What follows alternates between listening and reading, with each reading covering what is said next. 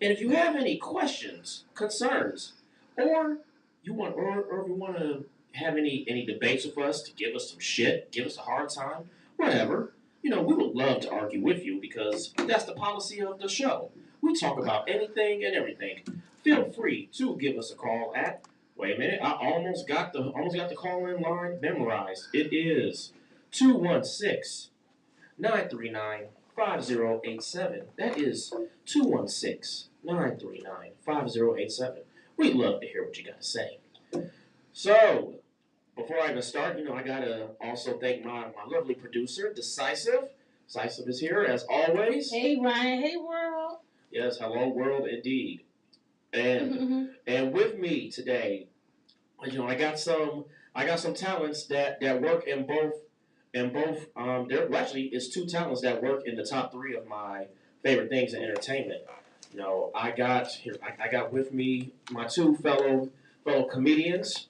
One is a terrific host. She has hosted the comic book, and we also have done a few shows at the Funny Stop, and we also have done some contests together too. We've done a lot, and we also have done movie reviews together too. Please welcome CC Bullock. Hello, Ryan. Hello. Thank you for having me. No problem. Very, very glad to have you on. And my other fellow comedic guest, we was also in the comic book together, and we also did the recent 50-ish first jokes down at Hilarities. Please welcome this very funny woman, Melissa Logsdon. Is it Logsdon? Logsdon. Very nice to be here. Thank you. Okay. I wonder if I can call you Log. Because I think about Ren and Stimpy. When Ren and Stimpy from Log, remember Log from Ren and Stimpy? Yes. That's where that came to my mind. And last but not least, so my next guest, she is one of the founders of an independent film company called Brain Dagger Films. I recently was part of their. Well, actually, I'm still a part of the project. Me and CCR, we just got done filming one of the scenes this past Sunday, and they have became one of my favorites instantly because they brought Donatos to the set. And I'm a pizza holic, so yeah, you're one of my favorites to work with. Please welcome Kathryn Taylor. Thank you so much for the plug. Maybe in the future we'll be sponsored by Donatos. Oh, yeah. Donatos, if you're listening, call in. Yes, please do, and send me a free pizza. And some kava. Yeah, you said what? Don't forget the kava. Oh, yes, the kava. Yes, we had shot at. Yes, we had shot at for the upcoming documentary that they have. Which brings me to this, Kathryn. Oh man, so you guys are an up and coming film company. Why don't you tell our viewers and our listeners about Brain Dagger and what you guys currently got in store for the world? Yeah, absolutely. So I am half of a dynamic team. It's myself, Kathryn, and my husband, Mo Taylor. And we operate Brain Dagger Films out of our basement, Cleveland, Ohio. That's cool. And we are currently working on an episode of, we're on episode 3 of a larger series. And this episode is about human programming. So the idea that each of us are the result of, our parents, learning from them, learning from their community. And if we all realize that we are the products of our environments, then perhaps with that notion and lens, we can all understand that each of us are products of our environments and get along. Our passion is helping people to stop hating people before they meet them. Yes. Yeah. So Yes, that's just a blessing. little insight into what we're currently working on. We've got a lot in the works, but that's our current project that we're excited about. Oh, and is there anything we can expect from this documentary that we had shot? Yeah, absolutely. So we have actually finished 2 documentaries. This is the third in the series, and the other 2 have been shown around the world. Look for us on IMDb. But the current one is still in fairly early stages. My husband, Mo, who is also a co-founder of Brain Dagger Films, actually flew out to Arizona and interviewed a professor and who literally wrote the book on human programming.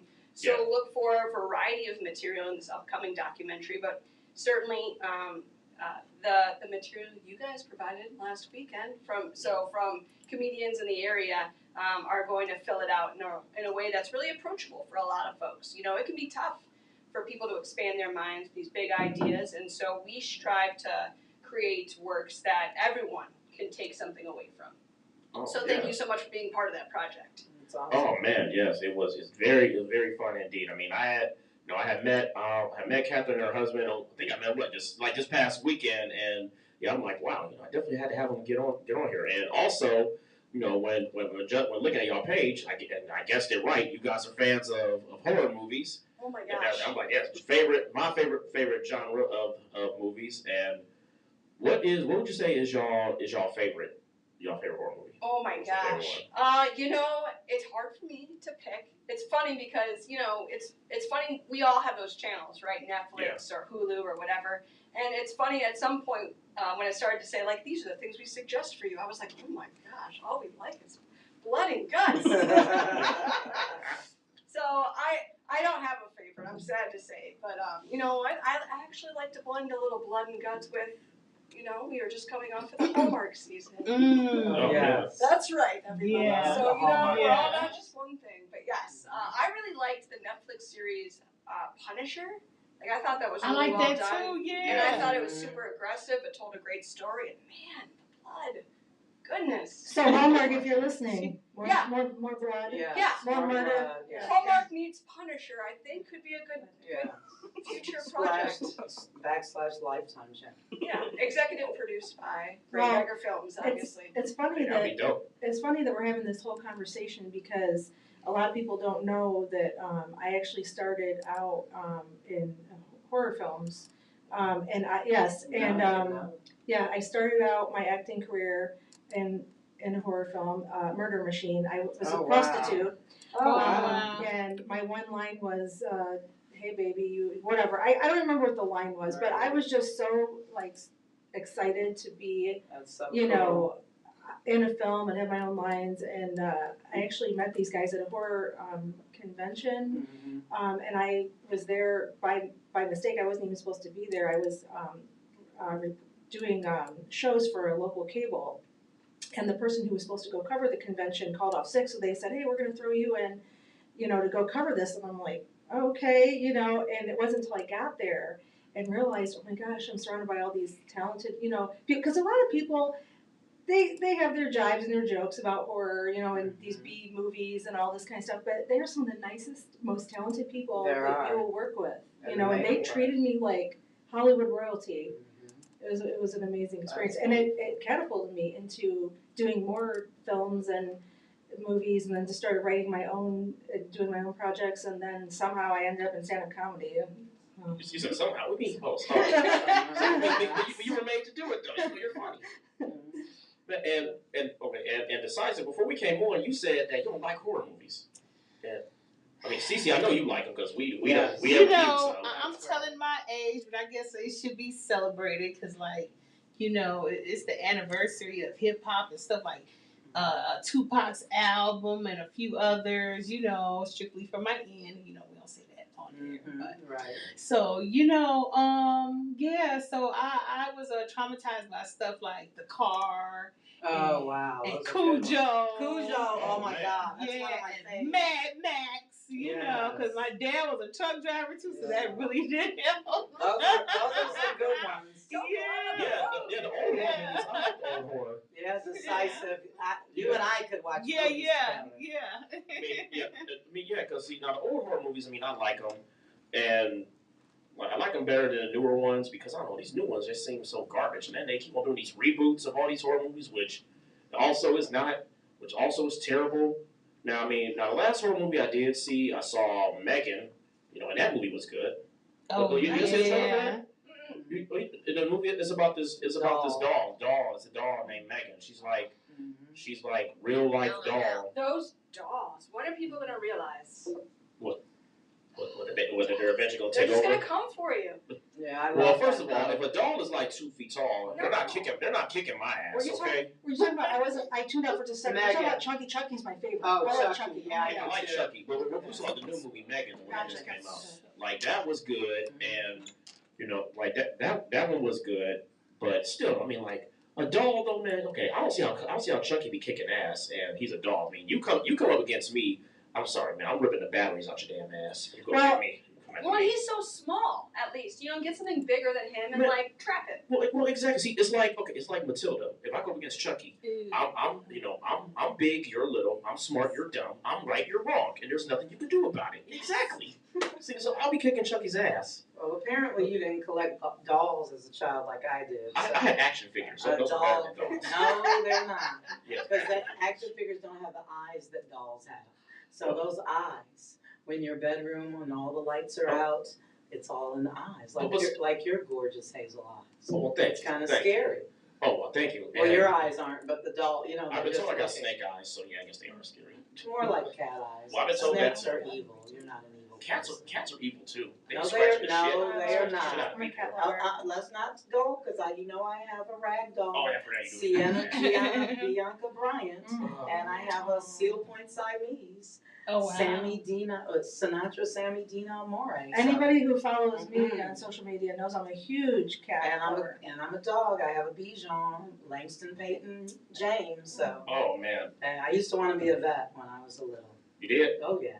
Oh man. Yeah. I don't know if I could be no. Yeah, Ryan won't even come over my house because he doesn't like pets. Well, I mean, I'm allergic to cats, but it doesn't matter. I'm not really a big. So, ladies, I love cats. I'm allergic to your apartment, but I still come over there. Oh my goodness.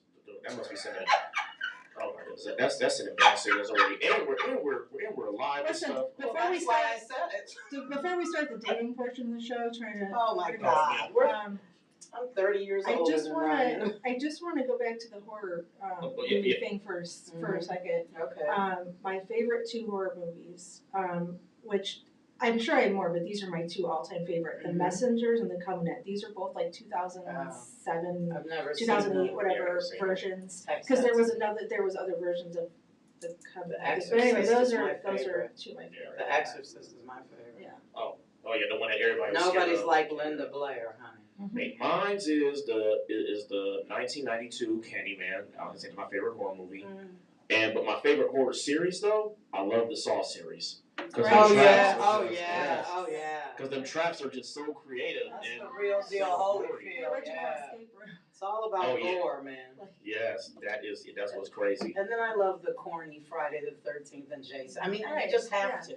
It's like part of your upbringing. And that's another thing too. Jason, he's slow as hell. How's he killing you? And he's slow as hell. But that's what it makes it almost like a comedy. You know what I mean? Yeah. Because you can sit in it.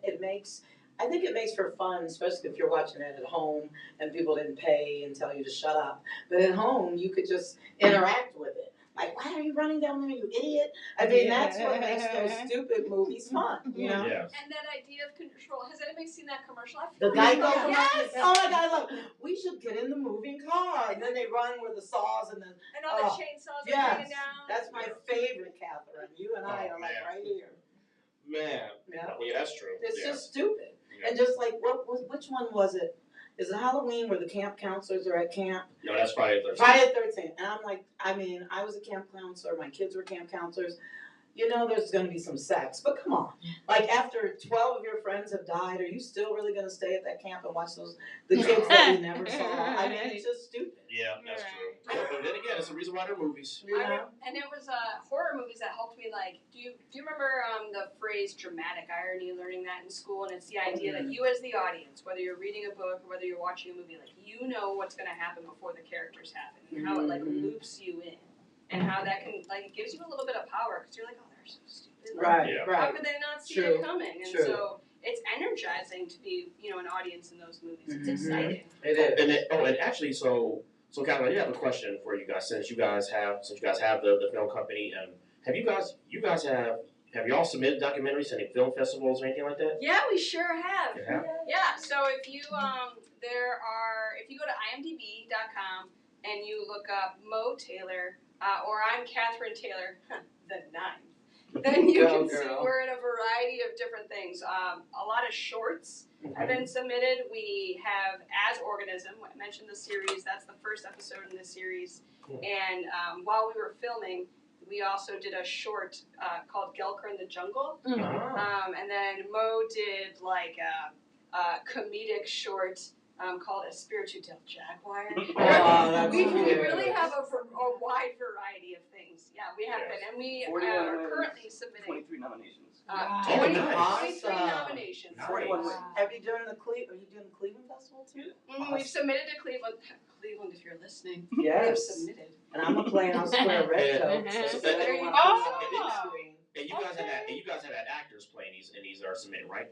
Have you guys have actors play characters in these are submitted, In right? the Spirited Del Jaguar, we had actors because it was hilarious. So we Okay. had folks in that, but the other ones aren't. They're documentaries. So Okay. we've got voice talent, and we have animators, but they weren't I'm scripted a voice actors. artist. Because the one question I had was this: so when it comes to film festivals, now when you guys had shot the trailer and stuff, you guys use the same actors, right? Like y'all use the same actors for everything, right? Yeah, Like the trailer and the film, right? So when we submit a trailer, it is based on it's all footage that you will see in the full length thing. Okay, yes, So because it's not we don't do teaser trailers that have separate content. okay, yeah, because me and Decisive came across somebody who thought they do the industry, like we had a project and she shoots the trailer, but then said she needed actors for the movie. Oh, that's Right. And I'm like, well, And when they you go know, to the we film were festival, here.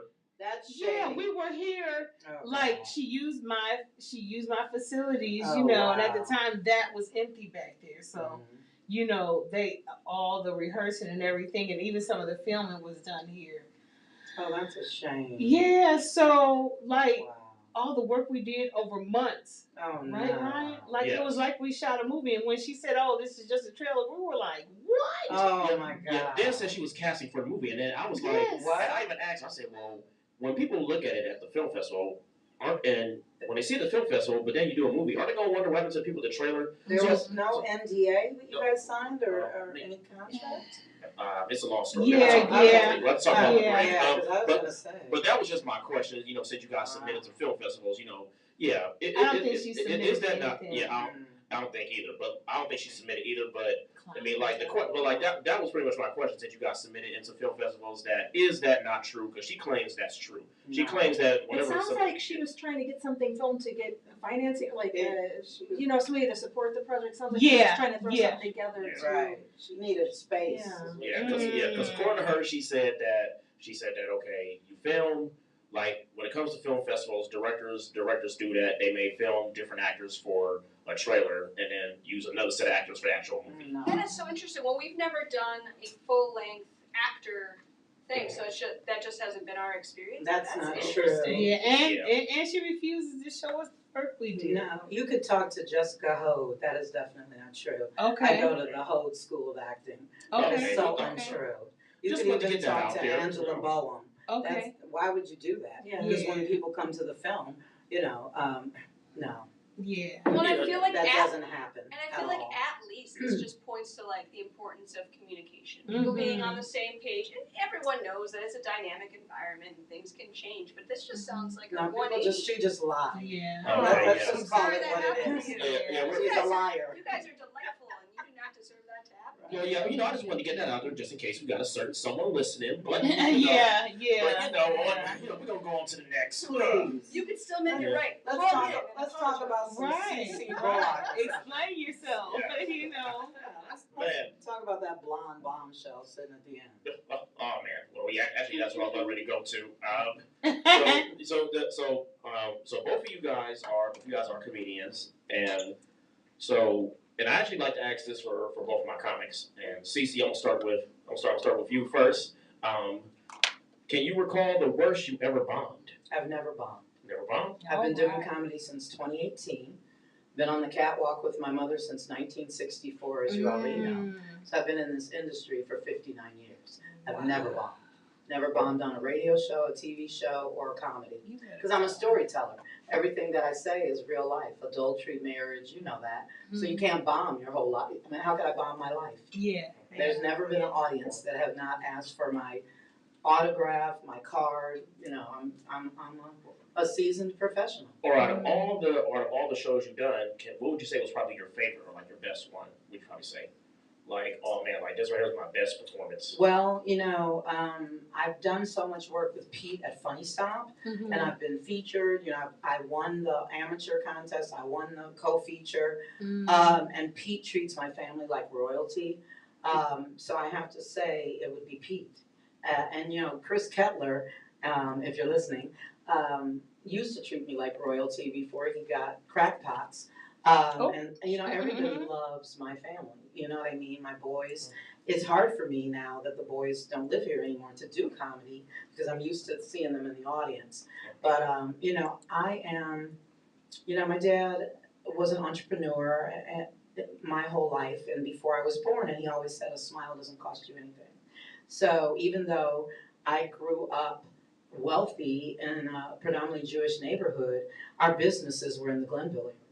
Bullock's Cleaners, Bullock's Money Exchange, and before I was born, Bullock's Restaurant. So I treat people the way I would want to be treated. A lot of people think I'm standoffish, but I'm just a seasoned professional. I'm sitting there going, I don't need my notes, but I have the George Carlin, you always see me with my Cleveland Clinic bag, and it's got all my notes. I'm left-handed, so I always use the top spiral, and they have notes. And I have notes, just stacks of them, from 2018 when I first took Dave Swenson's class at the Improv. Yeah. Awesome. Good class, too, by the way. Shout out to Dave. It is. Hey, Dave, I texted with him today. Yes, he He might be listening. He's going to try. And what advice would you, since comedy, we all know comedy is not easy, what advice would you give to a starting out comic? Well, like I told Andrew Bryant, who you missed in my plug, I did host Andrew's show as well for some period of time. But if you listen to any of my interviews on Instagram and Facebook, for me, comedy is not hard because I'm a storyteller. But acting is hard because I'm going to be 59 memorizing my lines. But first of all, just like I told you when we met, take Dave Swenson's class. I used to date Ron Ramey, who's a very famous comedian, custom-made suits, could sing like Luther, but he's deceased.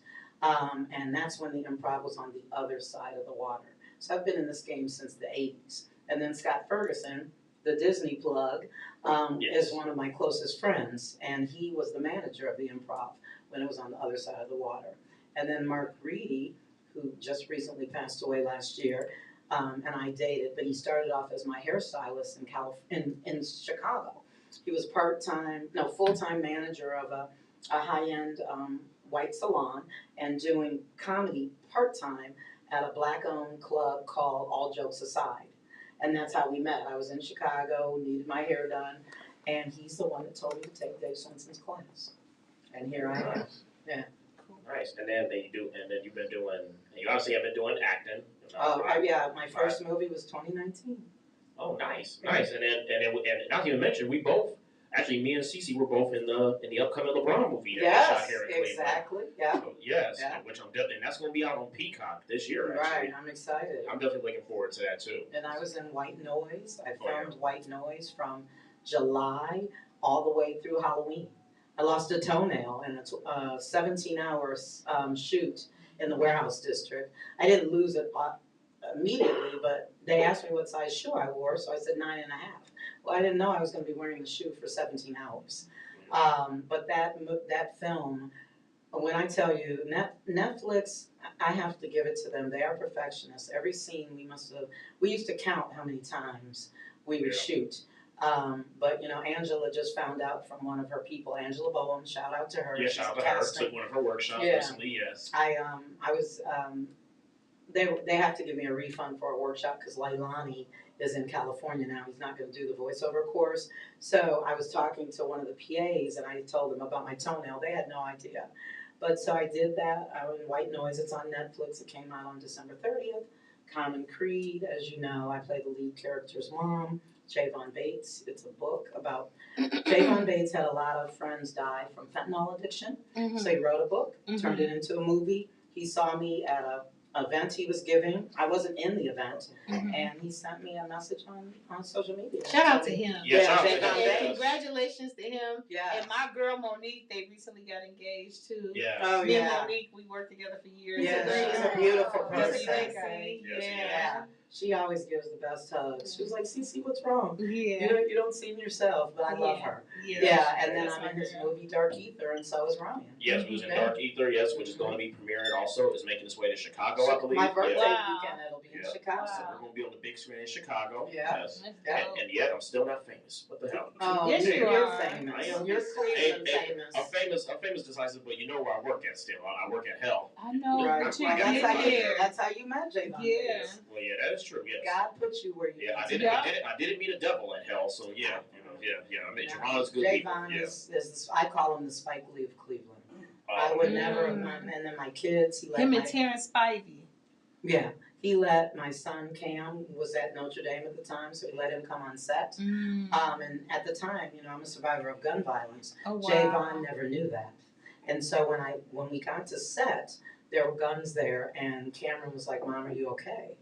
Because I had no idea. Reading the script, it didn't have any sides. Yeah. So if you watch the movie and you see the scene Mhm. for somebody that has been shot multiple times and stabbed with an ice pick in their head numerous times, Mm. when you see it, every time I watch it, I'm like, wow, I did that. Because I lost my dad. I never got to say goodbye. I was 19 years old. Aw. And I grew up at 22350 Shaker Boulevard between Warrensville Center and Green. Okay. One of my dad's so-called friends, the last thing I ever heard him say was, I'll get it. And so I'm the only survivor. Oh, Yeah, man. my sister passed away. I gave her her last morphine, Oh. January of 2015. So it was me, my dad, and my sister in that beautiful mansion on Shaker Boulevard. But I am the only one that's alive to tell the story. Oh. Oh man. Yeah. Yeah, Yeah. especially with the way that I was paralyzed on my right side, Oh my right lung gosh. collapsed. I'm a miracle. A team of Yeah. 13. That's a miracle. Yeah. Mhm. You're That's- more than a Yeah, conqueror. thank you. Yeah. And with the way gun violence is nowadays, it's hard. Mm. Well, I'm going to change the world. My mother said, but I am, because PTSD, depression, and anxiety is real. But yeah, this man, he died in prison, but he was, and I'm not going to get all yucky on radio, but I am going to start helping people with PTSD. I'm having a women's empowerment brunch at the beginning of next month, and it's just important. And it doesn't have to be gun violence. It could be domestic violence. It could be anything. There's so many people that come from verbal or physical abusive homes. Mhm. So I am going to make a change before I leave this fair city, because I definitely want to go to Turks and Caicos and retire. Oh yeah. But before I do that, I am going to make sure that as many people that I can touch and heal, that is what God put. He saved me, and He chose me. And we do need game changers in this Yes, world. Yes. and I've got to do it. Yes. And Melissa, so you're also been in the comedy game, because I know, because we have spoke recently, and how long you been in the comedy game again? Wasn't it like 18 years or? No, well, 2015 is when I started doing stand-up officially, on and off for many years. But before that, I did a lot of shorts and would write a lot of comedies and film them, put them up on YouTube. I had a writing partner that I met at the Cleveland Film Festival, and we got together and went out to LA and shot a pilot. We only had enough money to shoot half of a 30-minute. So 30-minute sitcom is 22 minutes of material. So we had enough money to do 11 minutes. But we did the whole thing. We hired the whole cast and crew. Go, girl. Craft services, the location, like everything. And it was the most amazing experience.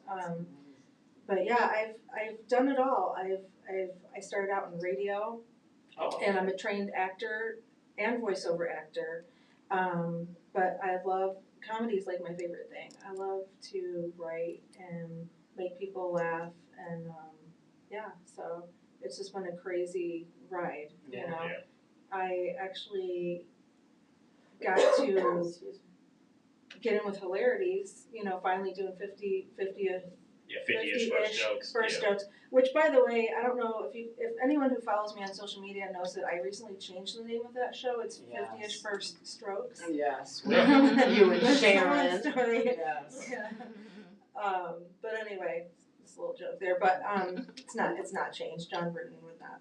Are you kidding? You couldn't change anything about John Burton. It's I like to think that one day women will take over the world, so it's just my little way of trying It's to. the age of Aquarius, I've been told. Hey, no doubt. But, And can you recall the worst you had ever bombed out of all? Well, the worst I ever bombed was the first time officially ever tried stand-up.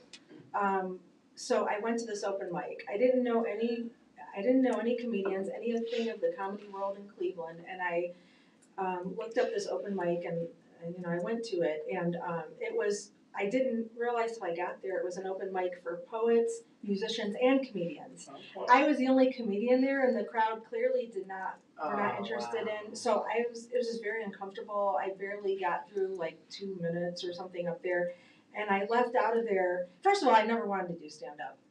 But I did an online comedy show, and all my fans like convinced me that I should, try it. And I kept telling. So the only reason I wanted to try it so that I could come back and tell them it's the worst thing ever. Success then. So I had this terrible experience, and I left out of there. I wasn't in tears. I was just very upset and very like angry and just annoyed and I was like, I knew it. I get to go and tell them I told you so. And I went home, and as soon as I got home, I went on Facebook, and the first thing that appeared on my page was this comedy show that these girls were running, and they said they run it every Thursday, and this was a Wednesday night, so the very next night they were promoting their show they were going to be having, and they said they do a workshop before the show, and for people trying to get into it. So I immediately wrote to this lady who's not around anymore, Nancy Rumley, great lady. I wrote to her, and she was like, yeah, come out. The workshop starts an hour before the show, and then you can stay for the show. So I went, and I went that very next night, and my life changed. My world changed. It was the most amazing experience. I met one of my best friends in comedy, Marla Massey.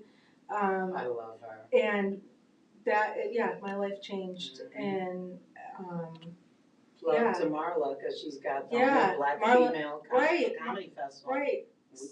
And I just did her festival this past summer, did, Six City Comedy Festival. Right. And she started it 3 years ago, and she's amazing. Yeah, I love her to death.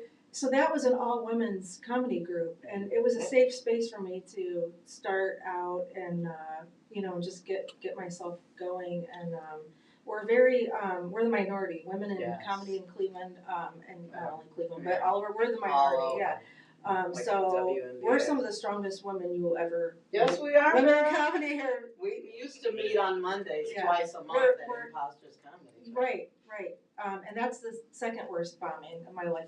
About a month ago at Imposters Theater, I hadn't been on stage in quite a while, and I just didn't have it together. And I went up there and I bombed really bad. It was bad, but I came back 10 times better than that the next time I went on stage because I over-prepared for the next. But there you go. But yeah, Imposters Theater is another shout out to them. To Michael Bush. Oh my gosh. Oh my God. You're missing out. If you don't know anything about Imposters Theater, you are definitely Michael Bush. We love you. Yeah. I'm about to check it out. You do. It's on in the who doesn't love the Tremont area? There's so much. There's so much. Right. Yes, I love Bourbon Street Barrel. Yes, but Edison's Pizza, and they put the honey on it. Oh.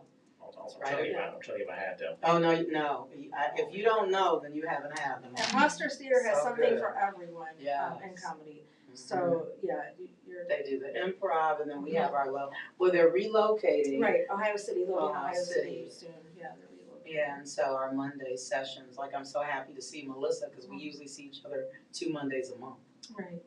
Nice. It's just women, and we women's writing talk about all the men and comedy and all of the experiences that we've had. Specifically Ryan Polk. Yeah, all John Gruden's name always comes up. Thought was true. Yeah. Well, it's probably good topics they say about me. At least I'm hoping. Excuse me, let me get some water.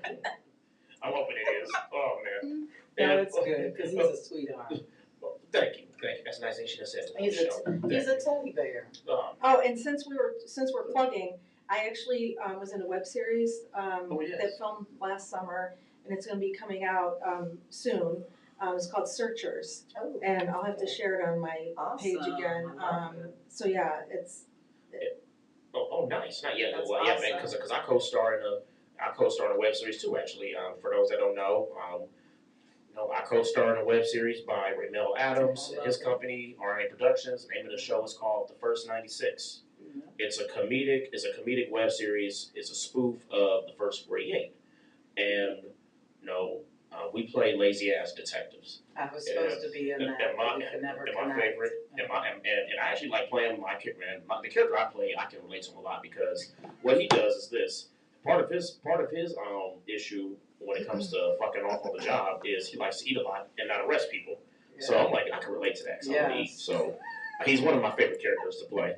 You do so definitely check it out. Definitely check it out on YouTube. Mm-hmm. And Melissa, so out of all your performances, was there ever you have a personal favorite one, like your personal favorite performance of a film, you mean, or comedy, stand up? Yes. Oh my gosh.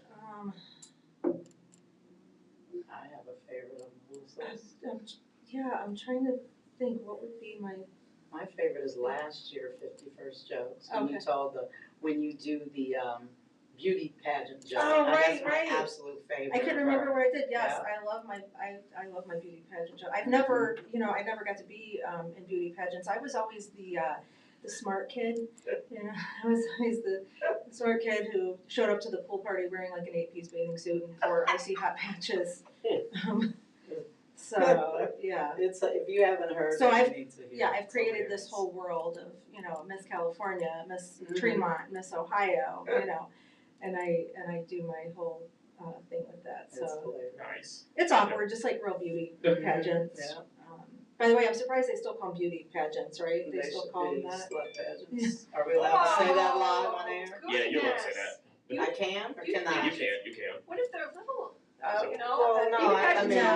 My degree is in education, so we were talking about adults. Yeah, no, we're talking about. I would never call little kids. No. Yeah, no, we're talking about. Oh man. And actually, slut's not bad. I would say skank. Skank. Yeah. Wow. Hoochie mama. Yeah. Satin cap. Yeah. Eyelashes. I'm an esthetician, so the ratchet crew. Oh wow! Mm-hmm. And is there any advice you want to give to a comic who's just now starting out? What advice would you give to them? People ask me. There's been a few people who have reached out to me and asked me how do they start out, and I tell them you have to jump right in. You have to just don't think, just do. So just get to the open mics. Do what other seasoned comedians are telling you to do, which is to get to the open mics. Don't be full of yourself. Take a class right? First, take right. Don't just go to the open mic. Right. Get yourself. Just get out immerse there. yourself. Right. You can't think about it or try to prepare, because I tried to prepare and it actually stopped me from just jumping in. So you have to you can't make things happen, and you can't, this is what I found out, you can't plan things and you can't make things happen because they're not going to either happen or they're not going to happen the way you want them to. Mm-hmm. So things will happen, but you got to start from the bottom and just go And it sounds like I was really inspired by your story, because you're like, I had this awful, terrible, no good, I was going to tell them all, like, this was no good, you were so, and then you're like, and 24 hours later, I was with this incredible group of people, and they propelled me, like, that idea of being resilient, it sounds like, too, is important in comedy. Oh, yeah. The most important part is to be funny, because everybody's not. Oh, yeah. Right. Yeah, that's true. If you go to Funny Stop on a Wednesday, you'll find out that comedy is not for everyone. And just like she said, you have to be funny. Don't try to be funny. You have to be. It has to come you have naturally. To, right. You it's have not to, forced. Exactly. You have to be. And funny. Alcohol doesn't make you funny. Right. If you know anything about the Funny Stop and Pete, he's the best in the business. And one thing Dave will tell us, and Ryan can agree to this, if you can get past Pete, you can get past anybody. And he said, let me imitate Pete. They think well, I can't do it, but he's Lebanese. But anyway, people think that they can just get inebriated and come up there and be funny. And that's just not it. We're not just alcoholics trying to stand up and make people laugh. And so that's where a lot of people go wrong. Yeah. Yeah, I mean, because I always tell people whenever they come to comedy or who's interested, like, just to let you know, when it comes to comedy, it's a difference between telling jokes when you're just, kicking it with people your friends, versus getting up on that stage trying to make people laugh. Right. I had to learn and that. It's a business. Some people just don't treat it like a business. You have to be professional. It's hard because you have to do that dance of, you have to be serious and take things seriously, but at the same time you don't. But you got to find that fine line, that balance, and gotta have fun with it, but then you gotta be serious. So you just have to know how to be. But I think the thing of all that is the word I'm trying to come up with is like Cece says, professional. Just be It's a professional. business. Be mindful of others, of their thoughts and their opinions, and keep open mind. And just there's a lot of things to throw into it that will make people want to gravitate towards you and work with you and respect you. Right. You like and I being say, a woman, that's a so tall glass to fill. and like I say, you can't make any of those things happen. They will happen though if you are in the right path. So just And you also do your have to- work, do your homework, and demand respect Yeah. and demand money too, because you could be in an open mic free comedy a stage for 20 years if you allow people to do that. But it's a business. Yes, it is. And since we're all entertainers on here, this is another question I like to ask people who are in entertainment. And so with all of us being in the city of Cleveland right now, do you it's actually a two-part question. First, do you have any intentions on moving out of the city, and do you think that's needed to make it entertainment? Kathryn, I'm gonna start with you first, since you guys had started the independent film company, because we don't have too many of those here in Cleveland. What do you think for that two-part answer? We've been talking about this for a while. Mo and I moved to Cleveland together at the end of 2015, and I'm from the area, but Mo has lived all over the world. He was in the Navy. He lived in Italy. Thank you for your service. Thank you for your service. Wow. And we both agree that Cleveland is a place where creativity is cultivated, and it's an environment where like-minded people gather. And there are so many opportunities. It's a relatively small city, but it has the resources of a much larger place. And so Cleveland is this magical spot. And then it also happens to be an affordable cost of living where we can do the work where we're doing. But I will say we do take advantage of the international airport. We fly out of Hopkins often. Like Mo filmed a documentary about ayahuasca in Costa Rica. We have collaborations all across the globe. So I think we see ourselves as permanent residents of Cleveland for forever, though branching out, traveling out, but always coming back to Cleveland, if that makes sense. Oh, yeah. Because Cleveland's been good to us, and we're happy to be here. Yeah, because especially with what you guys got going on, because it's not a lot of there isn't no big name film studios within Cleveland, because it's not like it's because you don't have no studio that's like Warner Brothers or nothing out here. So that's definitely I definitely do feel what you're saying. Yeah. All right. And Cece, how do you feel? Do you think that you should move out of Cleveland, since you do acting and comedy, and have you ever had any intention for it? Well, I'm born and raised in Shaker Heights, Ohio, not Cleveland. My sister graduated from Shaker in 1967, and I graduated in 82, and my twins graduated in 2017. And as you know, Shaker is one of the wealthiest communities in the United States. So I own numerous properties here. I'll always have my properties. And when Cameron and Chandler make it big, we're billionaire bound, as you already know. That's my hashtag. I want a house on South Park, preferably the lottery commercial. But a lot of my friends growing up, that's where I spent the night. That's where we had sleepovers. We all had maids and valet service and whatever. So I tell people, and Ryan just learned this when we went to the movies Monday. I've never had to want for anything. Obviously I want to have my father back, but other than that, I've custom-made clothes, limos, first class private jets, which is rare for a black person in 1964, and it's not like black people inherit anything. So I will always give back to the city of Cleveland, but I don't like snow, even though I ski. So I'm Turks and Caicos, baby. We went there. I took the boys there in 2018, as you know, if you've seen any of my stand-up at the Improv, but that's where I'm going. But I will always give back to Shaker Heights, Ohio, and Cleveland. Just like LeBron. Doesn't matter where I go, this is home. Right. Yes, indeed. and Melissa, so for your two-part answer for the two-part question. Yeah, I would love to. I want to, like me and Cece were talking about. I love to be worldly. I've been to LA and New York and worked with. I did a lot of voiceover work on projects with some guys in New York, and I went to New York City where they did the premiere.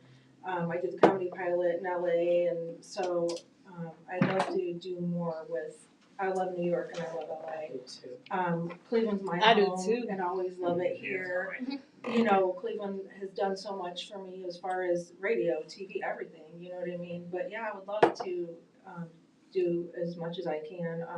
Do I want to become a road comic? I don't know. But I'd love to do projects and get out there and do as much as I can. So. Definitely. Can I add something really quick, Brian? Yeah. I want, because we were talking about how people are treated and what have you, and human condition, and I have to say, my dad's birthday was November 24th, so for his birthday, the boys and I, this time we drove to New York City, and I stood on the stage at Comic Strip Live where all my idols like Seinfeld and Eddie Murphy, and I have to say that the New York comics were so much warmer to me. They really, I was just like blown away. And I mean, no shade to Cleveland, don't get me wrong, but I just was amazed that I'm just a girl from Shaker Heights, Ohio. But they, all kinds of networking and do this and the whole, we were there for like a week and they just helped me so much.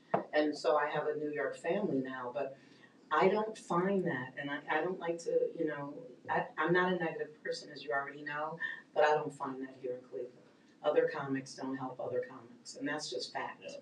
Well, I mean, and I have heard that before, like when it comes to the comedy and even acting, that you do got some that, like Cleveland, they say Cleveland is harsh, but I feel like, it's hard. I feel like I feel like it could be harsh entertainers everywhere. Like especially if you go out to like say LA, because if you go out to LA, of course you're gonna be out there for the same reason everybody else is that's trying to act, and you already know that. And I don't know, I just feel like if you go to LA, that will be, it's kind of like deja vu. LA's not. I mean, I lived in LA. They're harsh, but New York, you would still think people think New Yorkers have attitudes like the Cardi B type, but no, the comedy world embraced me. I've been to LA. LA people, period, are not embracers. If you say hello to somebody in Beverly Hills, they are going to look at you like, excuse me? Been there, done that. So what I'm trying to say is the New York comedy scene is very loving, very embracive, hugs, here's this show, you can talk to this guy. They do not do that here in Cleveland. Yeah. At all. Yeah, it is a limit to it of that, which is, that it sucks, but it is true. I mean, I don't know. That's why sometimes. Well, I'm not gonna say sometimes, but I do want to like branch out more for when I do my both comedy and acting, because when I was in Detroit, oh man, I mean, it was like you said, it was very embracing. It was very friendly. Yeah, yes, it is very friendly, but. I'm not gonna say that like not all. I mean, we're not gonna say that not all Cleveland comics are like that. But that's not all I'm saying. But like, I'm just saying like in general. I mean, it is harsh, but I mean, it could be that everywhere. I mean, I haven't really traveled a lot for acting or comedy experience. You said it's not. Thank you. It's not. You know what I think that for us that venture outside of Ohio for arts and entertainment. On any level, I think that what we have to start doing more of, because I know I do it, is like bringing, the vibes and the culture that's carried, outside of here. Thank you. And don't worry about what people think or how they look at you. Right. Create those vibes and stuff. Yes, decisive. Yeah. We're not open to the vibe. Absolutely. Because even Harlem has a vibe. Oh. Okay. And all in New York is just a whole vibe it's in a itself. vibe. A subway ride is a vibe. Yeah, absolutely. You get on the Rapid in Cleveland, everyone's like this. No one's looking. The friendliest Rapid ride I ever had is when we won the championship. And me and the boys were like this. We didn't think about COVID. We didn't think about germs. But everyone was so hungry for a championship. We came together as one. And it took LeBron James to keep a promise. But LeBron's gone now, and we do have a hell of a team, but that whole vibe it's gone. I do see it at Playhouse Square because I'm a Playhouse Square Redcoat, and we have the Redcoats. We have a love for one another and a love for theater, obviously, and making sure that everybody has a great time while they're there.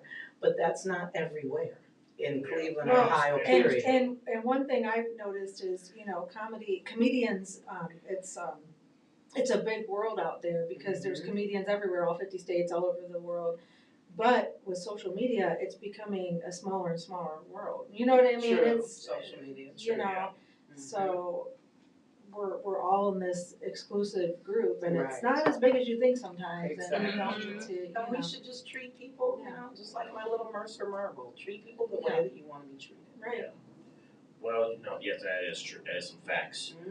And so right now we're about to do. We're gonna go into a music break, but we also got the premiere of a special song, which was a song that Brain Dagger Films had worked on this song when they was out in Costa Rica, and we're definitely gonna, and we gotta talk about that when we come back after the break. The name of the song is called Mashup. It is by B1 Cultive. It's by B1 Cultive. Brain Dagger Films, they definitely played a big part in it. So we are going to be right back. And tell them to watch it. And watch it on YouTube. Yeah, yes, watch it on YouTube. I'm Now sorry. it's mash up, like mashed potatoes up? Did I Yeah, write that down right? like two things that combine, a mashup. Okay. I just wanted to make sure I wrote it down right. But your husband It's said you impossible emailed it to me, Yeah, correct? it's impossible to find unless you link. Well, you sent it to me, correct? Yeah. Okay, we're good. Aunque la vida es dura, solo saca lo mejor de ti. Un guerrero That's my next trip is zip line in Costa Rica. Costa Rica means That's my bucket list.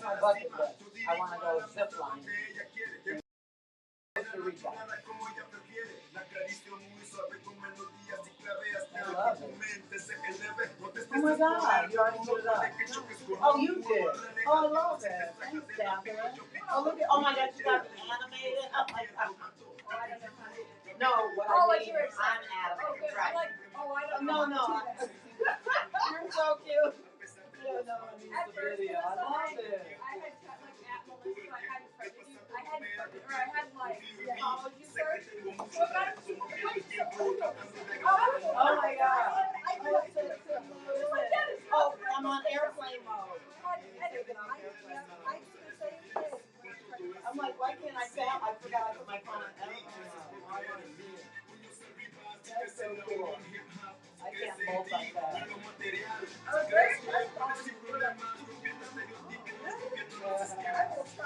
Yeah, I usually like around 3 in the morning, reading pets and on the couch. That's when I upload. Yeah. And that's when I read emails and all that kind of stuff.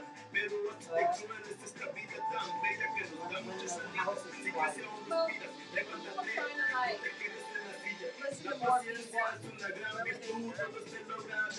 Go to this B1 on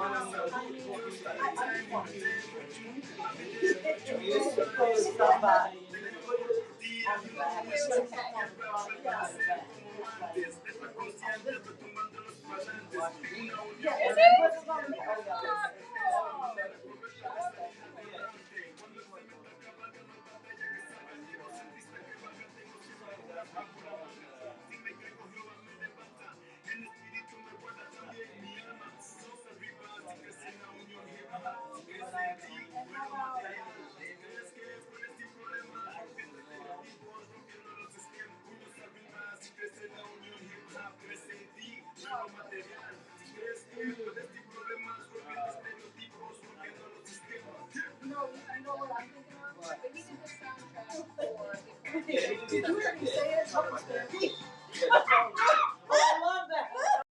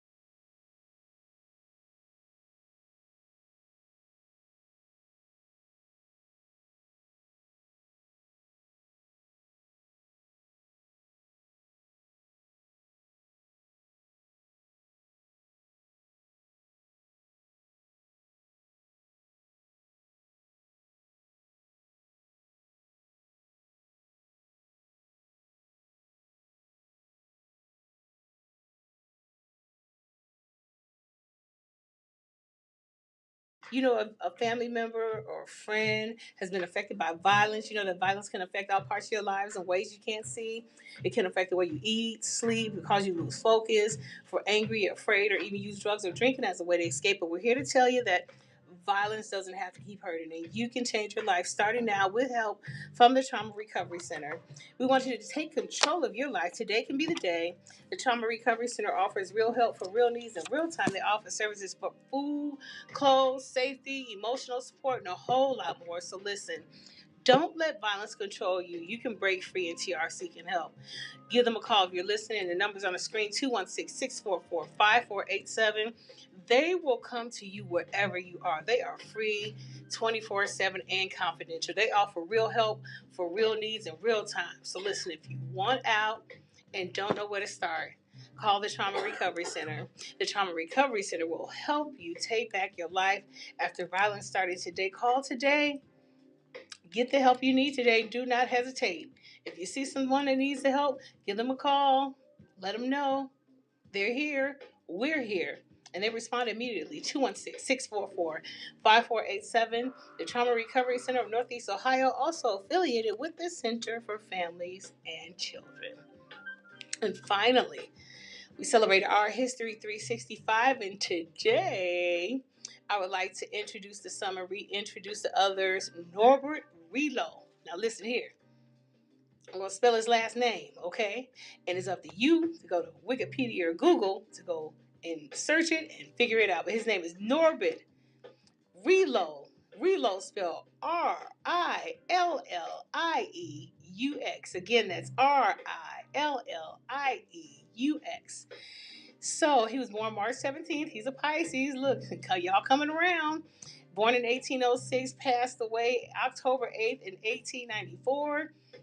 Was a Louisiana Creole inventor. Hey, listen here, that geek stuff. You know, remind me of my great grandmother, who was widely considered one of the earliest chemical engineers and noted for his pioneering and invention of the multiple effect evaporator. Yes, the invention was an important development in the growth of the sugar industry. Yeah, Norbert, a French-speaking Creole, was a cousin to painter Edgar Degas. Check him out. Listen, before I go any further, I'll tell y'all all the time, if you want to pick up a book, Google, Google. Go Google it. Yes, and learn about life and learn about people and their contributions to society here in America. I'm not separating nothing. I'm saying here in America. Okay, we all one. As a Creole of color, Norbert Relo had access to education and privileges not available to lower status free slaves. Baptized as a Roman Catholic, Relo received an early education at a private Catholic school in Louisiana before traveling to Paris in the early 1820s to study École Centrale Paris. Yeah, something else that you should Google. Yes. One of the top engineering schools in France. While at École Centrale, Norbert studied physics, mechanics, and engineering. He became an expert in steam engines and published several papers about the use of steam to work devices. The early explorations became the foundation of technology he would later implement his evaporator. At 24 in 1830, Relo became the youngest teacher at École Centrale. Yeah, instructing in applied mechanics. Listen here. Oh, and listen, all of this contributed towards sugar refining. And listen here, I'm gonna read more about it. I suggest you too. My husband used to work at what was that, Domino Sugar up the street on Euclid. Yes. Yes, it's also combined with Pierre's ice cream. So I'm really interested in this story. And I'm a fat girl, so I love sugar. So listen here, you guys. So listen, you guys, you want to learn more. Once again, Google. Go Google and explore the world. I'm your girl, Decisive, here on the R.A.P Radio Show. And now back to Ryan Polk with the R.A.P Radio Show. Take it away, Ryan. Yes. Welcome back, everybody. Man, you gotta love that. You gotta love the facts that Decisive be spitting out, because we gotta be. That some of that stuff needs to be known. They don't get. It's not recognized, and people don't get recognized and stuff like that. And Oui. Yes. And for those that don't know, if you're just now tuning in, or you have forgot when you tuned in earlier, if you want to call in for any questions, concerns, or to give us a hard time, or to give us some shit, or even debate with us, we would love to do that with you. We got a house full in here tonight, so we're ready for it. Give us a call at 216-939-5087. That is 216-939-5087. Oh my goodness, and wow, that's interesting how one of Decisiv's people used to work there. Wow. Mm-hmm. That's part of the history. Wow. That was amazing. And so when we got into the music break, we did have a song that Brain Dagger Films had worked on. They had shot that in Costa Rica. Yes, Oh that my was goodness, I am nice. jealous. Oh man, That was very Kathryn, nice. so it was nice. And I like hearing songs like that because I like reggae music and I like it. And I like salsa music and stuff like that sometimes. I can't salsa, but still, I like songs like that. So what was that like shooting over in Costa Rica? Oh, it was amazing. I will let you know that so we went down on a separate project and wound up going back. And in fact, I stayed in Cleveland and Mo went down, to shoot a project. And while he was down there, he was like, I'm going to stay for a few months. I know that's right. And then B1 was one of the reasons he stayed. He, created this partnership, and B1 does have Caribbean roots, and so he brought that vibe to Costa Rica, and now we're bringing that vibe to Cleveland with our partnership. We're really excited that happens. You never know who you're going to meet in your travels, whether you're traveling in Cleveland, and like we said, cultivating that vibe of friendship among people just in Cleveland, or as you're going worldwide. You never know. If you ever need like an equipment, someone to just do. If we're going somewhere hot, CC, you're there. I mean, that's my next bucket list is Costa Rica. I want to do zip lining. Oh, I love monkeys and all that. Oh my god. So if you ever need someone just to carry a camera, smile. And we shot in a variety of spots. We shot in a volcanic area around R.A.P, and so you can drive down and you can, if you take your time and look up in the trees, you will see a sloth. Yes. It's not all fast. I love sloths. You said a volcanic area? Is it like volcanoes there? Yeah, volcano. Oh my goodness. R.A.P is an area in Costa Rica, and there, so some natural hot springs are right there. But if everything we know about the vegetation of the world is 100%, just a very small area in Costa Rica has 5% of the world's biodiversity. Like, for a very small place, they've got a lot going on. It's the kind of place where you will see living fences. So people will take like a branch off of a tree and put it in the ground, and it will continue to grow. That's where I learned how pineapples are grown. Do you know where pineapples come from? You just take the green part of a pineapple off, and you put it in the ground, and it will grow another pineapple. I know. It's amazing. Hey, honey, earthquake on that shoot. Oh, wow. Earthquake shoot. You said earthquake. Filming Brett when there was an earthquake while we were shooting. Oh, that's right. So we were filming early in our filming for the ayahuasca documentary. We filmed someone who was going through an ayahuasca ceremony, and while we were filming, we were just filming an interview, and there was an earthquake. Mm-hmm. What the? I've lived through an earthquake. The earth shook, and we all looked at each other. We were like, what in the world just happened? And it was something like, his soundbite right beforehand was like, the power of the earth, you never know. And then there was an earthquake. It's like he manifested. I want to know what an earthquake feels like for me. It feels a trip. I mean, I was in an earthquake in California. Like, does it feel like a 50-foot giant is coming? No, it's we're in the house, and the china broke in my aunt's house and everything. Plus, I lived through the earthquake at our house on Shaker Boulevard. The picture window in the back was cracked, and the insurance wouldn't pay for it because it was it was God. But in LA, it was scarier, of course. But you just kind of get to an area and pray China doesn't come on your head. But back to what she was saying about volcanoes, my first honeymoon, as everyone knows from my stand-up, I married my ex-husband twice. And we went to Maui, and we went to the black sand beach in Hana. and we went to the natural springs, and there's just, I recommend that to anybody. In Hana, there's only one road to and from. So if someone is coming the other way, you literally have to get onto the side of the cliff of the rent-a-car. And we had like a Chrysler LeBaron convertible or whatever. But it was scary. But once we made it there, there's just, I mean, it was like God made Maui. And the same with Costa Rica. I haven't been yet, but that black sand beach and those natural springs are, and we did the helicopter ride, the same helicopter company of Jurassic Park, and the helicopter took us right into the water, and it was just, oh my God.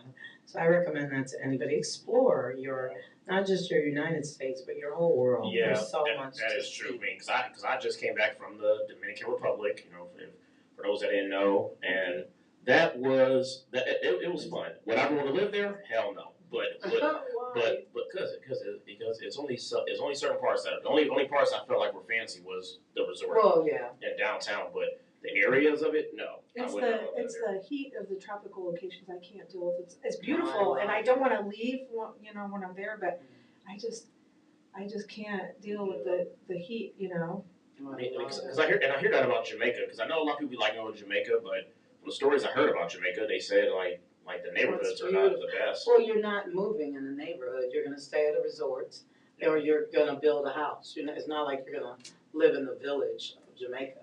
I mean, unless you just want to do that. But I wouldn't. They usually don't recommend that you leave the resorts unattended. Like when same with the DR. Yeah, when we were in Cancun last November, right before 51st Jokes, as a matter of fact, they'd just come back for the comedic thing when I was at the resort with Jay Farrow and what have you. The cartel came into a resort, not ours, because we were in the bougie one at the end, and shot up. A man from Cincinnati died. And it was, Cameron and Chandler were texting, and everyone was calling, and we're like, what are you guys talking about? We had no idea. But imagine a cartel just coming in, shooting up tourists, so it is scary. You can't just be rolling around Cancun or any that's not third world country, but you know what I'm saying. And that's immediately what they told us when it came to the DR. It was like, do not leave the resorts unattended. My dad was talking about he wanted to walk from the hotel to go check out some flea market. I'm like, no.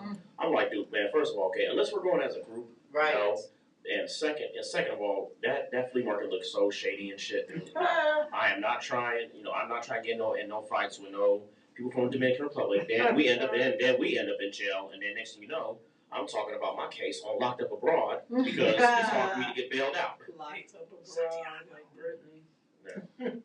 It's when I was younger, I didn't have an opportunity to travel a lot. We were the kind of family where we would get in the minivan and we would go visit a cousin in a different state because someone was getting married. And I'm very grateful now to be able to, have the opportunities to travel to a variety of spots and learn, about folks who have different way of life. But we are blessed here. I flip a switch and my lights come on, and I always have hot water and all these things. And it sure does make you appreciate all that you have. But we did go on vacation. We went to Santiago, Chile, just to explore. And we flew in. We got there at 3 a.m. and we went to go to our hotel. And it just so happens that the people of Santiago, there was a labor strike, and we were coming in on like the second month of it. And we tried to find our hotel. By the time we got there, it was like 4 a.m. There was like a riot, a barricade on fire, this particular area. And it was for a good reason. People were experiencing unrest, and this is how they were demonstrating their unrest. But graffiti and everything that could have been picked up and moved had been picked up and moved and destroyed. And our hotel didn't have a sign on it anymore. All it had was we got to the address and there was nothing there. And oh my goodness. And we circled the block 3 times. We drove through. I drove through the barricade 3 different times in my stick shift car. And my husband was like, "Just park here. I'll go out and look for it." And I thought, take one last look. There he goes. Yeah. My husband. And I was like, this is what I get for not using a travel agent. This is what I get for Expedia.com in my life. Oh, wow. And he went out into the world, and I was like, okay. We just got to do some sightseeing. And I thought, how do I get back from Chile? Exactly. Right. I mean, but someone like the hotel guy, noticed us circling 3 times, and he moved to the plywood, and he was like, "Are you looking for this hotel?" We're like, "We are looking for that hotel." He's like, you've made it. Wow. So we like parked the car and got through, and then once we got past the plywood, it was gorgeous. It was this Art Deco. It was like the first place in Santiago that had an elevator. It was beautiful. The people were kind and great, but it just goes to show, like, you know, it's important for people to demonstrate. It's important for people to stand up for what they needed. Like, transportation had gone up like 50 cents or something, and it was the 50 cents that broke us back. Wow. You know what I mean? But you never, you never know. We were chit chatting with other folks who were staying there, and like, yeah, we had no idea, like Santiago, and whatever. You never know where your travels will take you, but it's interesting because you've got to be mindful. We are so blessed to be able to go and stay in resorts or whatever, but if you're going to stay in a community, being mindful of what the community is going through, and we did. We had no idea. And it was a college town, and like the sun came up and it was beautiful, but of course, nighttime was a different story. Yeah, I can believe it. And a lot of people fail to realize about how lucky we got it here in America compared to the other countries. Because of how strict their laws are and everything.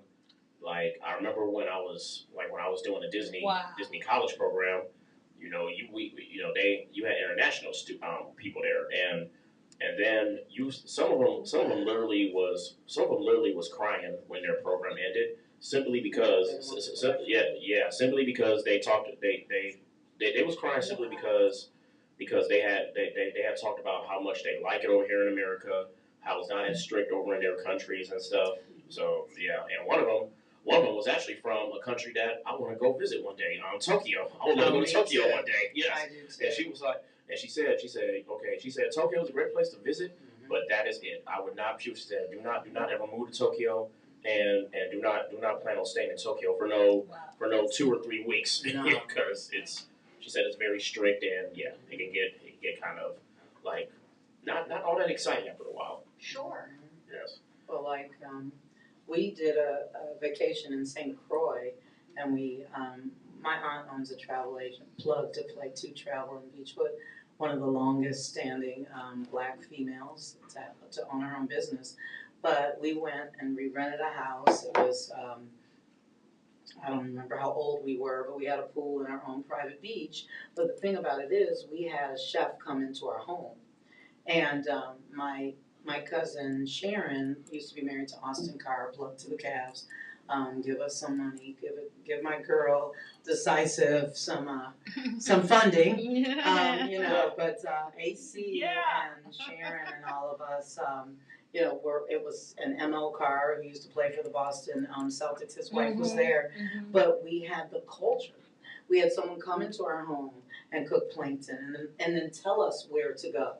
Because we stayed for like 2 weeks, but to go out into the culture, the world is different now. But back then, we had 2 rent-a-cars, so people didn't have to fight over who was going where. We put a pool of, I believe, $800 for food. We even found corned beef in St. Croix. Oh wow. Yeah, we did. We found a deli. It's sad that the world is coming to a place with Black Lives Matter and the different issues and the Russia and, all of that. But it used to be safe to take these types of trips and go and explore the flea market and what have you. And I hope that our world will get to a place where it's safe again. Because we're all the same. We are all the same. And since we are almost towards the end, before we do close out, Cece, where can our viewers and listeners find you at on social media? And do you have any upcoming shows? Okay. On Facebook, I am Cheryl Bullock, Cheryl. Last name is B as in boy, Ullock. On Instagram, I am comedian Cece Bullock. That's ComedienE Bullock, Bullock. I'm also on TikTok. I'm a dance choreographer, so every night when I go home, Twitch was someone, because I suffer from PTSD, depression, and anxiety. I don't like the word suffer, but I'm a survivor of it. And Twitch, as we know, if you're into dance, just recently killed himself. And so I do a dance tribute to Twitch. There's several on my Instagram. As far as shows, I'm trying to change the world for February and March. So I have my brunch at Edwin's 2 at Shaker Square. Oh yeah. And that's going to be the first Saturday Okay. of the month. And it's a women's empowerment, Black history. I'm starting off with just 10 women, and then I'm going to do this not necessarily there, but I'm going to do something to change the world every month. Okay. I'm in Hode at the School of Acting. I'm suffering from, well, I have pneumonia. I've had it since September. Oh. Yeah, but I'm still doing what I'm doing. So I don't have any scheduled shows because right now I'm supposed to be at Ahuja having a CT scan stat that's been waiting for me since Friday. I'm getting my website set up. It'll be up and running in February. My new headshots will be taken in March. And so as far as shows, I'm sure someone will ask me. And then, I got Kathryn in the documentary last Sunday and this Sunday. So there'll be some things up and coming, but nothing actually scheduled. But look at my Instagram. You never know what's going to change. I'm going to leave you guys with this little story. I always post pictures, as everybody knows, of my twins. So there was a picture when I said goodbye to my son Chandler. He works at the School of the Arts at Interlochen. We took a picture. I put it on Instagram. So last night, around 3, 4, 5 o'clock in the morning, I'm looking at my Instagram. Well, Cleveland, the airport, asked if they could use the picture. They were like, oh my God, it's so sweet. We were saying goodbye. We both had on green. And they said, if you agree, put hashtag blah, blah, blah, whatever. And so Chandler and I might come to the airport and see me and my son Chandler, Alec Bullock Palmer. So I was just like, my dad always said, you never know who's watching. And I always post pictures of my kids. And that last time I saw my son is going to be a CLE Hopkins Airport pic. Wow. Yeah. Nice. Yeah. I still can't believe. I just found this out last night. I just told Chandler when I said goodnight to him last night. Yeah. Nice. Yeah. Just be on the lookout next time I travel. Yeah. Melissa, where can our listeners and viewers find you at? And do you have any upcoming shows? Oh my gosh, I have a lot of upcoming really exciting stuff to talk about. So first of all, okay, I'm on Facebook, Instagram, and I do a little bit of TikTok. So TikTok is at the Melissa Comedy Show. On Instagram, it's just Melissa_Logsdon, and it's LOGSDON. On Facebook, it's Melissa.Logsdon26, and you'll see my picture with the microphone, and I'm the Desperate Housewife / stand-up comedian. Tomorrow night I will be on a podcast with John Varel. So we'll be doing that tomorrow night at the studio. It is, his last name is spelled Vorell. So that'll be that. And then so for February I have a couple shows. I'll be doing a couple book shows. Lucy's Seafood and Steakhouse, Broadview Road. That's Lex Vegas's show. My first time working with him. I'm very excited. So I'll put links up for tickets. That's on the 18th. And on the 28th, I'll be doing a very cool show with DJ Brown, which it's top secret. Like, I don't even know much about it, and I'm in the show, so it's going to be really exciting.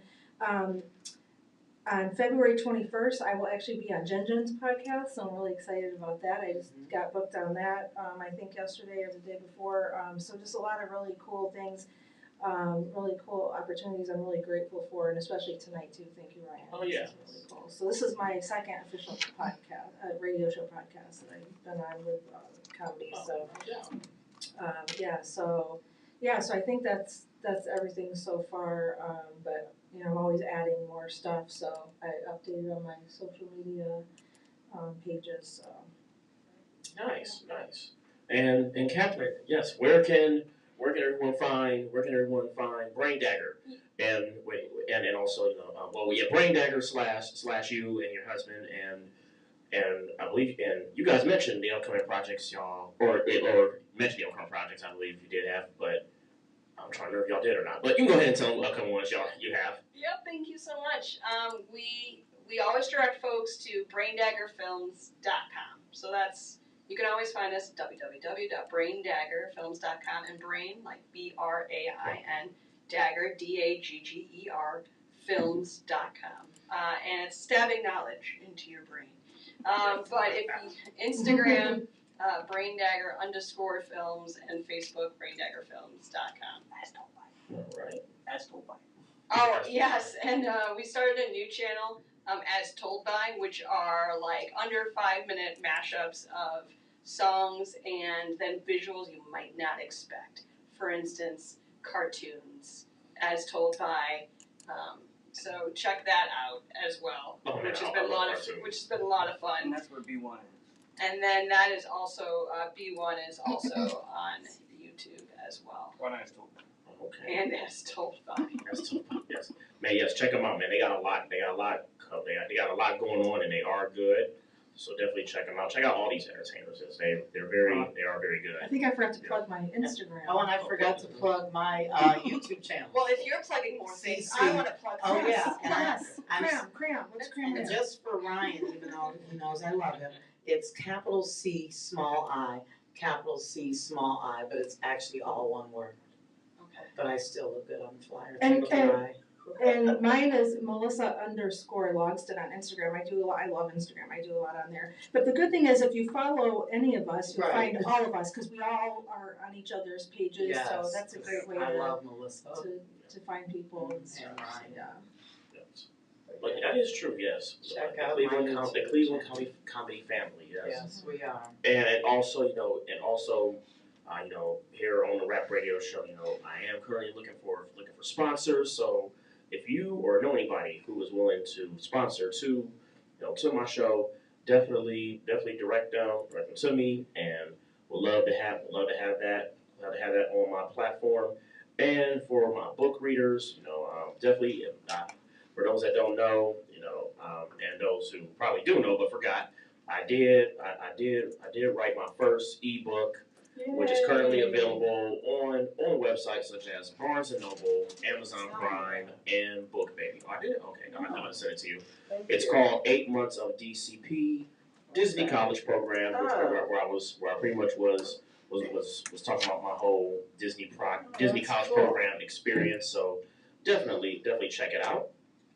And we just want to thank you so much for listening to NoStaticRadio.Net, where you just finished listening to the Rap Radio Show.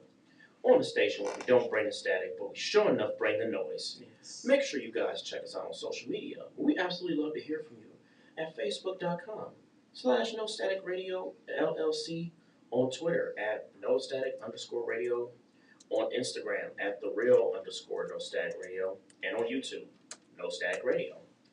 Also, if you would like to listen to replays of this show and others on NoStaticRadio.Net, make sure you check us out on Mixlr, MIXLR.com, or Mixcloud.com.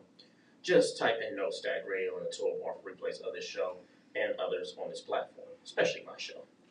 And for continuous streaming, listen to us on TuneIn.com or LiveRadio.net in Media Queue, where you just type in No Static Radio in the toolbar for continuous streaming of this show and all those on this platform. And for a more in-depth look at all things No Static Radio, including possible upcoming events, merchandise, or an in-depth look at our all show hosts, please visit our website at www.NoStaticRadio.net for all things No Static Radio. Thank you so much for sharing your time with us. And you know what it is. We got more music for your listening pleasure here on The Voice of the Revolution. NoStaticRadio.net, powered by Google, sponsored by Mount Avenue Wines and the Cleveland Rugby League, and designed me exclusively. And just one more thing I want to add. If Saturday, 9 p.m., I will be performing stand-up comedy at Mugshots Bar in Wickliffe, Ohio. All right, y'all, we are out. Yay! Wow, thank you, Decisive. Thank you, Brian. I really enjoyed this experience. Thank you for coming back. And I needed the diversion. A million books more. After I get whatever food I'm gonna eat, it's back to reality. Yeah, I've been a Laker fan since Magic Johnson. I'm obsessed. I don't even like to watch. It's too favorite.